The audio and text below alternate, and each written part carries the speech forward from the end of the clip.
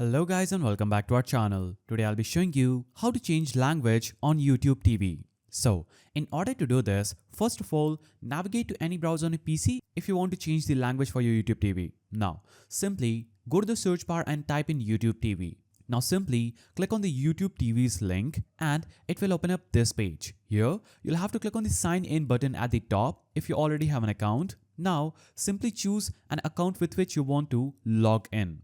After logging in or signing up, you will see the YouTube TV's dashboard. Here you will see different kind of channels and shows going on. What you'll have to simply do is make sure you are in the home tab of YouTube TV. After this, click on the profile icon at the top right of the screen. As you can see, when you click on the profile icon, you will see the language button appearing just right here. You can click on this language button and you get the option to change language to Espanol and the language to English. So you can choose the language you want from these options and go back, and that language will be set as the default language for your YouTube TV. So that's how you change language on YouTube TV. If you found this video helpful, please don't forget to give it a thumbs up and thanks for watching.